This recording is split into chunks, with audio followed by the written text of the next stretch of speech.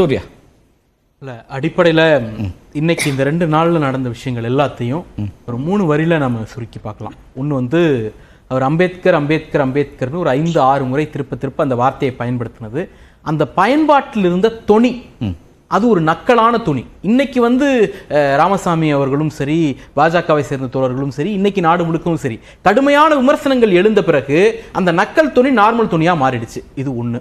ரெண்டாவது, அம்பேத்கர் பெயரை பயன்படுத்துவது ஒரு ஃபேஷன். அது நாடாளுமன்றத்தில் சொன்ன கான்டெக்ஸ்டும் எதிர்ப்பு வந்த பிறகு இவர்கள் எல்லாம் நாடு முழுக்க கொடுக்கக்கூடிய விளக்கமும் வேறானது.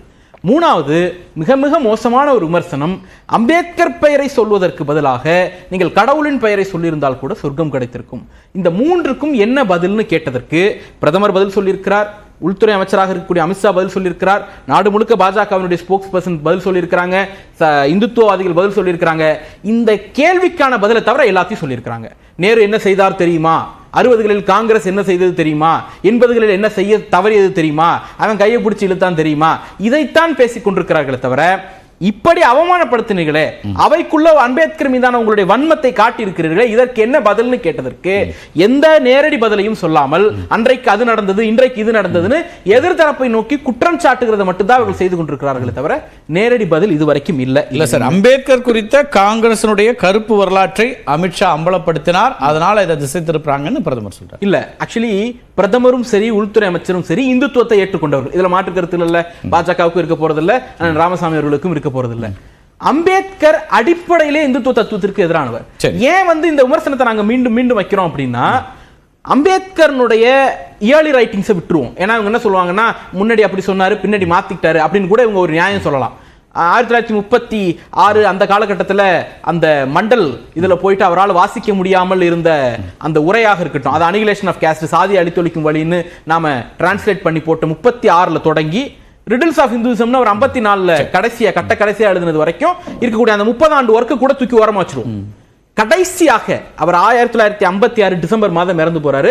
1956 அக்டோபர்ல புத்த மதத்தை ஏற்கிறார். தன்னுடைய வாழ்நாள் இலக்காக அவர் சொன்னது இந்துவாக சாக மாட்டேன் அப்படின்னு சொன்னது போலவே 4 லட்சம் பேரை கூட்டிட்டு போய் தீக்ஷா பூமியில புத்த மதத்தை தழுவுகிறார். அப்ப அவர் ஒரு 22 உறுதிமொழிகளை எடுக்கிறார்.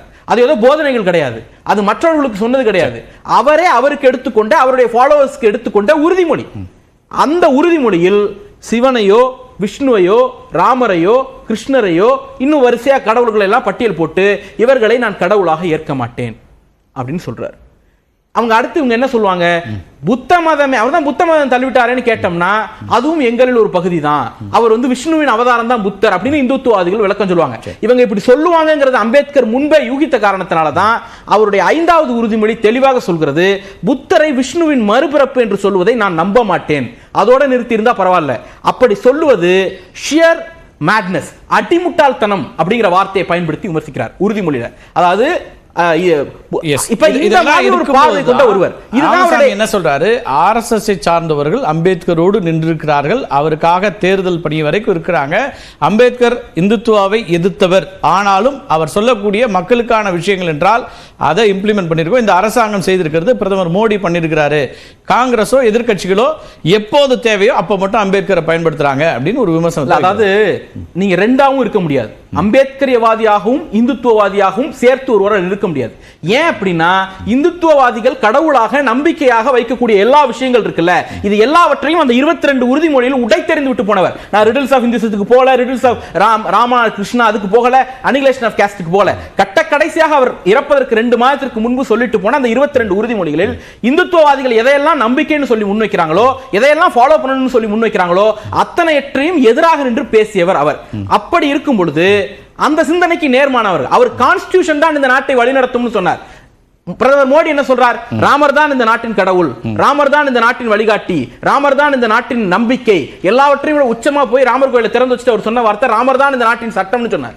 ஆனால் அம்பேத்கர் வந்து ராமரை கடவுளாகவே ஏற்க மாட்டேன்னு சொன்னவர். இப்ப இப்படி முரணான 2 தத்துவங்களை நாங்க வந்து ஒரு சேர ஏத்துக்கிறோம்னு சொன்னா அர்த்தம் இல்ல. அம்பேத்கருடைய எல்லா கொள்கைகளையும் ஏற்றுக்கொள்ளணும்னு அவசியம் இல்லையே.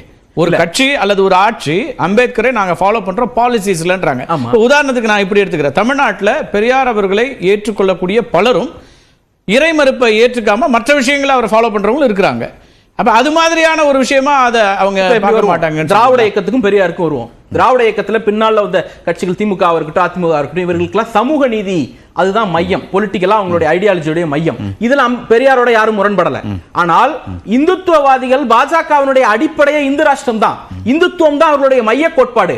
அந்த மைய கோட்பாட்டுக்கு நேரெதிராக இருந்த அம்பேத்கரை ஏற்றுக்கொள்கிறோம் அப்படின்னு சொல்றாங்கன்னா அது நாடகம்னு அர்த்தம். அப்ப உள்ளார்ந்த ஒரு வன்மம் இருக்குல்ல, அந்த வன்மம் தான் அம்பேத்கர் அம்பேத்கர் அம்பேத்கர்னு அமித்ஷா சொல்லும் போது வெளிப்படக்கூடிய அந்த எல்லல் இருக்குல்ல, அந்த எல்லல் வந்து வன்மத்தினுடைய வெளிப்பாடு. நாகராஜ் போற அந்த வன்மம் வெளிப்பட்டதுங்கிறதா திரு ஷியாம் அவர்களும் பார்க்கிறாரு, சூர்யாவும் அதுதான் சொல்றாரு. இரண்டு, ஒன்று வந்து கருத்து சார்ந்த வேறுபாடு அண்ணன் சூர்யா அவர்களோட. அவர்கள் வந்து ஹிந்துத்துவா அப்படின்னு சொல்றது எதை சொல்றாங்க அப்படின்னு எனக்கு புரியல. எனக்கு ஹிந்துத்துவா அப்படின்றதும் நான் மற்றவர்களுக்கு என்ன ஹிந்துத்துவா போய் சேரணும் அப்படின்னு நினைக்கிறேனும் அனைத்து மக்களும் ஒன்றுதான் அப்படின்றது இதுதான். பிரதமர் மோடி அவர்களா இருக்கட்டும், இல்ல பாஜக என்ற ஆட்சியா இருக்கட்டும், அனைத்து மக்களும் வளர்ச்சி பெற வேண்டும், பாரதம் வளர்ச்சி பெற வேண்டும் அப்படிங்கறத அம்பேத்கர் என்றைக்கும் ஏற்றுக்கொண்டது. அது பாரதம், அது பாரத் இல்ல அதான் இந்து ராஷ்டிரம் அப்படின்றது நீங்க வெறும் மதம் சார்ந்து அதுதான். ஆர்எஸ்எஸ் வந்து பாரதம் வளர்ச்சி பெற வேண்டும், உலக நாடுகள் உலக அரங்கில் நம்மளோட கல்ச்சர் நம்மளோட மக்கள் நம்மளோட நாடு வந்து வளம் பெற்ற நாடாகவும் சிறந்த நாடாகவும் எல்லாருமே பார்க்க வேண்டும் அப்படின்றது. நம்மளுடைய மக்கள்ங்கிறது யார் யாரெல்லாம் பாரத்ல இருக்கவங்க எல்லாருமே, அது வேறுபாடே இல்ல. வேறுபாடே இல்லன்றதுக்கு அப்புறம் யார் யாரெல்லாம் அப்படின்றது அதை பத்தி கேட்கல. வேறுபாடு இல்லைன்னா அதுக்கப்புறம் பேச்சு இல்ல, வேறுபாடு இருக்கா இல்லையாங்கிறத இன்னைக்கு நம்ம டிஸ்பியூட்டை பேசிட்டு இருக்கோம். போன சுற்றுல ராமசாமி சார் சொல்லும் போது ரெண்டாவது பாயிண்ட் கேட்டுருவோம் வந்துடும். என்ன வேற ரெண்டாவது ஒரு புள்ளியும் சொன்னார்ல, ரெண்டுல வேறுபடுறேன்னாரு உங்கள்கிட்ட. எஸ், ரெண்டாவது விஷயம் வந்து அண்ணன் சொல்லும் போது அம்பேத்கர் அவர்களோட ஹிந்து பாலிசிஸை மட்டும் நம்ம பிரைமரியா பார்த்துட்டு இருக்கோம். அது வந்து ஒரு ரிலிஜியன் இல்ல ஒரு கம்யூனிட்டி ஆசோசியேஷன் மட்டும். ஆனா அம்பேத்கர் அதை தாண்டி இந்த நாடு எக்கனாமிக்கா எப்படி ப்ராஸ்பர் ஆகணும், மக்கள் எப்படி ப்ராஸ்பர் ஆகணும், டிஃபென்ஸ்ல என்ன தேவை, பார்டர் ரோட்ஸ்ல என்ன தேவைன்னு அன்னைக்கே பாராளுமன்றத்தில் பேசினார். அதை காங்கிரஸ் எப்படி நிராகரித்தது, அன்னைக்கு இருந்த டிஃபென்ஸ் மினிஸ்டர் எப்படி ரோடு கூட போட தேவையில்லை அப்படின்னு சொன்னாரு. அப்படின்னு பார்க்கும்போது அம்பேத்கர் வந்து ஒரு பிராடர் லீடர், உலக அரங்குக்கு ஒரு பெரிய தலைவர் அப்படின்னு பார்க்க வேண்டிய தேவை இருக்கு. அவரை வெறும் ஒரு சமூகம் சார்ந்த தலைவராக மாற்றுவது தவறு அப்படின்னு யார் மாற்றாங்கறத கேள்வி. மற்ற அரசியல் கட்சிகள் அப்படின்னு சொல்றேன். ஓகே, அவர் ஒரு சமூகம் சார்ந்த தலைவராக மாற்றக்கூடிய முயற்சி தவறு. இன்னொன்னு அவர் ஒரு பிராடரான ஒரு லீடர்ஷிப்ல இருக்காரு, உலகம் முழுக்க பார்க்கக்கூடிய ஒரு லீடர்ஷிப். அதை எடுத்து இல்லைங்க, அவர் அதுல மாறுபடுறாங்க, அது மாறுபட்டிருக்காங்க. சொல்லுங்க.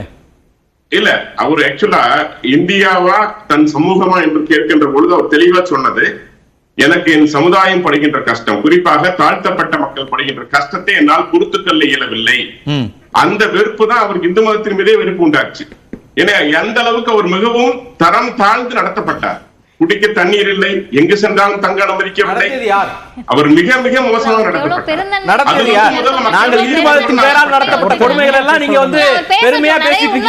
எல்லாம் யாரு காலத்துல நடந்ததுங்கிறத பாருங்க. யாரு காங்கிரஸ் ஆட்சியில நீங்க பாக்கணும். நான் தான் சொல்ல வரேன். அத நேரு அவர்களிடம் இன்னும் ரொம்ப பாதிக்கப்பட்டார். நேரு அவர்கள் வெளிப்படையாக தெரிவிச்சார், அதை வெளிப்படையாக காமிச்சார்.